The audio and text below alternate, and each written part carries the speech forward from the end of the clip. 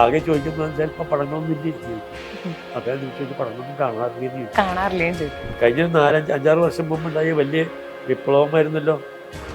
വാരിയെ കുന്നിട്ട് cinema എടുക്കാൻ പോകുന്നു പറഞ്ഞു തോക്കിൻ്റെ മുമ്പിൽ കൊണ്ട് നിർത്തിയിട്ട് ഇയാളോട് ചോദിക്കും കുഞ്ഞാമ്മദ് ഹാജിക്ക് ഏറ്റവും അവസാനം എന്തെങ്കിലും പറയേണ്ടത്. ഞാനെൻ്റെ മമ്മൂട്ടിയിട്ട് സുരേഷ് ഗോപി പോകും. അപ്പം എനിക്ക് അയാളുടെ ജീവിതം നല്ലോണം കൃത്യമായിട്ട് അറിയാം. ഞാൻ പറഞ്ഞു അതേ എൻ്റെ പഴയ ജീവിതം അല്ലല്ലോ ഇപ്പോൾ, ഒരുപാട് മാറിയില്ലേ. ഒരുപാട് ഞാൻ അനുഭവിച്ചിട്ടുണ്ട്, ഒരുപാട് സങ്കടം, പ്ലസ് ആൻഡ് മൈനസ് ഒരുപാട് ഉണ്ടായിരുന്നു, ഒരുപാട് ഈ അപ്പ് ആൻഡ് ഡൗൺസ് ഉണ്ടായിട്ടുള്ളതാണ്. ആകെ ചെയ്യുന്നതെന്ന് വെച്ചാൽ ആ ക്യാരക്ടർ എന്താണെന്ന് നമുക്ക് കാര്യം പറഞ്ഞു, പിന്നെ ആ സീൻ ചെയ്യുമ്പോൾ എന്താണെന്ന് പറയുമ്പോൾ നമുക്ക് ഏകദേശം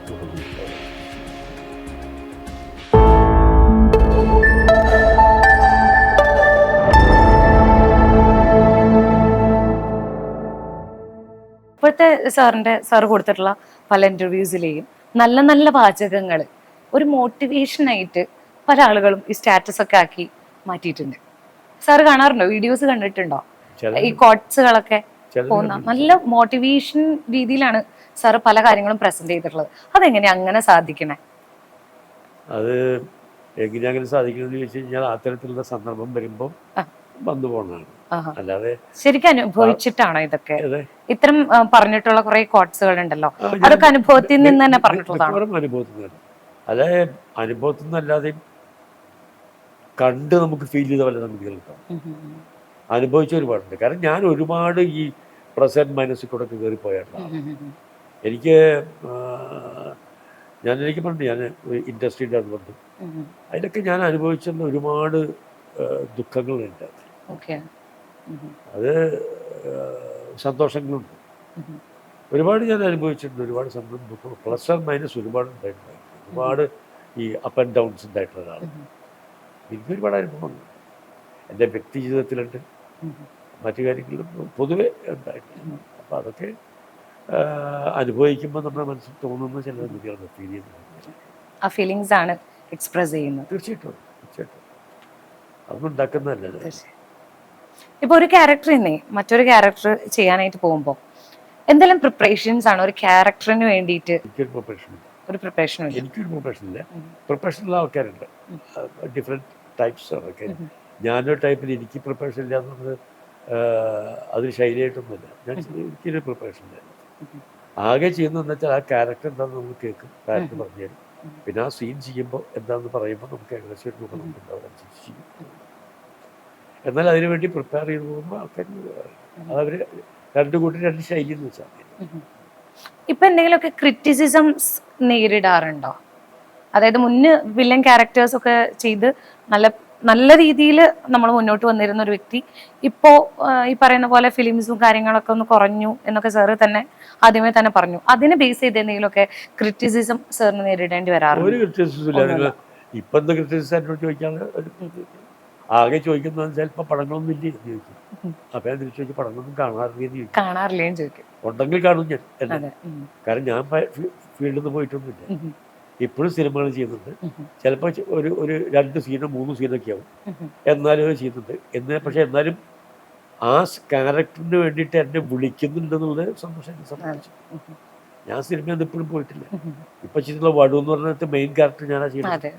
ഇനി വരാൻ പോകുന്ന 2 സിനിമയ്ക്ക് കഥ പറഞ്ഞു വെച്ചിട്ടുള്ള സിനിമയില് പ്രധാന ക്യാരക്ടർ ഞാൻ തന്നെ ചെയ്യുന്നത്. ഈ കഴിഞ്ഞ ഇപ്പൊ ഈ നമ്മുടെ ആസാദി എന്ന് പറഞ്ഞ സിനിമ വരാൻ പോകുന്നുണ്ട്. ആസാദിയുടെ അകത്ത് നമ്മുടെ ശ്രീനാഥ് ബാസി മെയിൻ ക്യാരക്ടർ ചെയ്യുന്നതാണ്. അതിൻ്റെ നല്ലൊരു ക്യാരക്ടർ ഞാൻ ചെയ്യുന്നുണ്ട്, ഡബിങ് ഒക്കെ കഴിഞ്ഞിരിക്കുകയാണ്. അങ്ങനെ പല സിനിമകളും പിന്നീട് സന എന്നൊരു സിനിമ വരാനുണ്ട്, 4-5 സിനിമ വരാനുണ്ട്. എനിക്ക് മോശമൊന്നുമില്ല.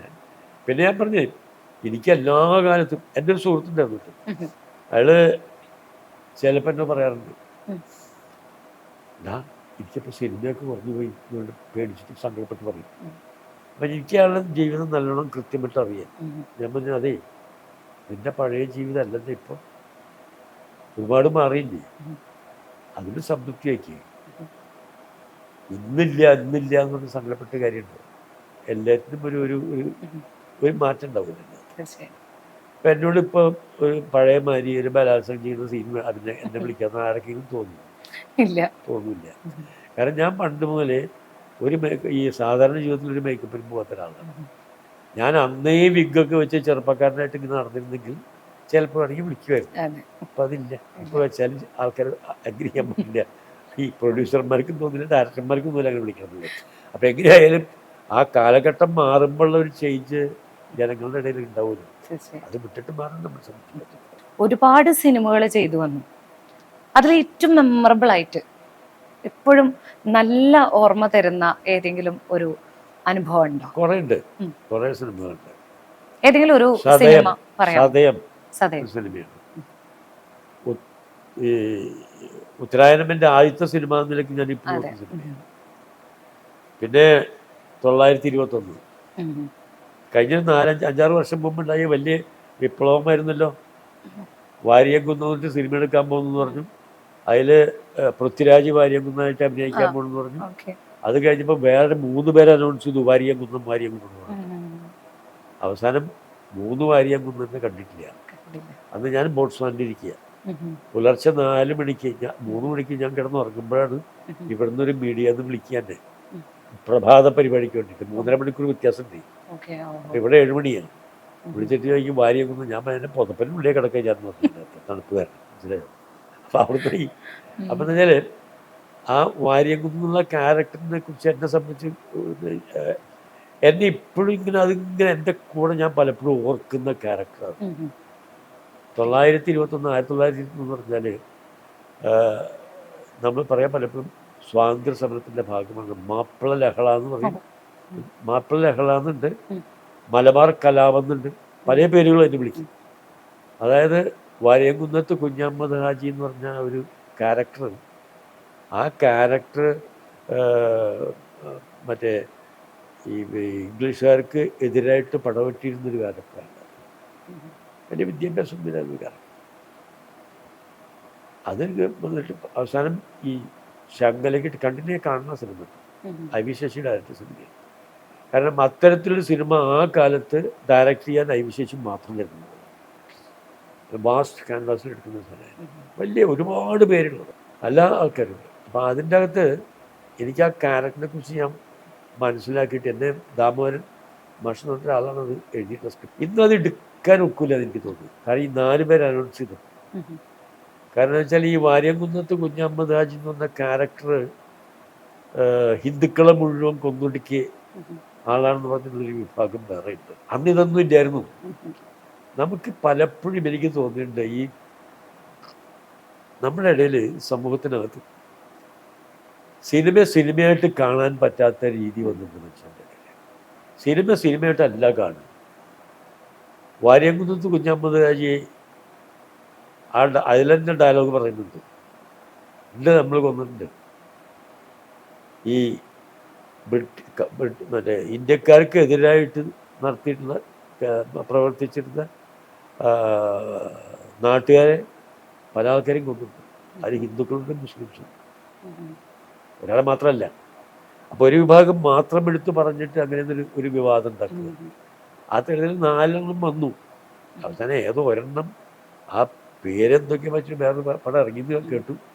അത് തൃശ്ശൂർ ഡിസ്ട്രിക്റ്റിന് ആമ്പല്ലൂര് വന്നിട്ട് പോയിരിക്കുക. പിന്നെ ഈ വഴി കഴിഞ്ഞിട്ട് കണ്ടിട്ടേ ഏത് സിനിമ എനിക്കല്ല, എനിക്കിൻ്റെ പേരൊന്നും പറഞ്ഞില്ല, ആരെടുത്തെന്ന് പറഞ്ഞില്ല, ഉണ്ടായിരുന്നു അത്രേ.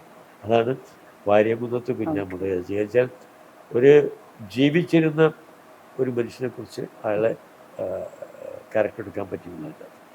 ഗംഭീര സിനിമയാണ്, അത് നമ്മൾ കാണുന്ന സിനിമ. പിന്നീട് പിന്നെ അതുപോലത്തെ പല ക്യാരക്ടേഴ്സ്, കൊച്ചു ക്യാരക്ടേഴ്സൊക്കെ പലരും തന്നെ. എന്താണ് ഒരു 22 ഫീമെയിൽ കോട്ടയം, 21 ഫീമെയിൽ കോട്ടയം, വ്യത്യാസം 21-22 അറിയില്ല. കോട്ടയം നല്ല ക്യാരക്ടർ, ഒരു തൃശ്ശൂർക്കാരൻ ക്യാരക്ടർ ശരിക്കും. ഞാൻ ചെയ്ത പഴയ പറങ്കിമലയുണ്ട്, ഒക്കെ അതുപോലത്തെ ഒരുപാട് ക്യാരക്ടേഴ്സ് ഉണ്ട്. ഇതൊക്കെ പക്ഷെ ഇതിലുള്ള വ്യത്യാസം എന്താണെന്ന് പറഞ്ഞാൽ ഞാൻ ഈ പറഞ്ഞ ക്യാരക്ടേഴ്സ് മുഴുവൻ ജീവിച്ചിരുന്ന ഒരു ക്യാരക്ടറിനെ അത് അയാളായിട്ട് അഭിനയിക്കാൻ കിട്ടുന്നുണ്ട്. അതും പ്രത്യേകിച്ച് അത്തരത്തിലുള്ള ക്യാരക്ടറിനെ അഭിനയിക്കാൻ കിട്ടുന്നത് മനസ്സിലായില്ല. തോക്കിൻ്റെ മുമ്പിൽ കൊണ്ട് നിർത്തിയിട്ട് ഇയാളോട് ചോദിക്കും, കുഞ്ഞഹമ്മദ് ഹാജിക്ക് ഏറ്റവും അവസാനം എന്തെങ്കിലും പറയേണ്ടത്? ഞാനുണ്ട്, മമ്മൂട്ടിയുണ്ട്, സുരേഷ് ഗോപിയുണ്ട്, 3 പേരും ഈ ലൈനിൽ വർക്ക് ചെയ്യുന്ന ആൾക്കാരാണ്. അപ്പോൾ അവരെ കൊണ്ട് നിർത്തിയപ്പോൾ ഞാൻ ചോദിക്കുന്ന ചോദ്യമാണ് ഈ കൊല്ലുന്നതിന് മുമ്പ് അവസാനമായിട്ട് കുഞ്ഞമ്മദാജിക്ക് എന്തെങ്കിലും പറയാണ്ട് ചോദിക്കുമ്പോൾ പറയുന്നത് ഉത്തരം എന്താ വെച്ചാൽ എൻ്റെ അമ്മ എൻ്റെ ഉണ്ട്. നിങ്ങളുടെ പട്ടാളക്കാരെ നമ്മളെ പിടിച്ചപ്പോൾ നമ്മുടെ താടി മീശുള്ള രോമം മുഴുവൻ വലിച്ചു കുറച്ച് കളഞ്ഞ് ഇനിയും നമ്മുടെ ദേഹത്ത് ഒരുപാട് രോമമുണ്ട്, അതും കൂടെ വലിച്ചു കളയാനുള്ള ഓർഡർ കൊടുക്കാനാണ്. ഈ തോക്കൻ്റെ മുമ്പിലേക്ക്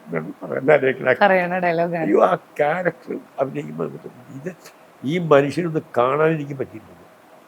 അതിപ്പോഴും എന്നെ ഹോൾഡ് ചെയ്യുന്ന ക്യാരക്ടർ, എപ്പോഴും ഞാൻ ഓർക്കുന്ന ക്യാരക്ടറാണ്.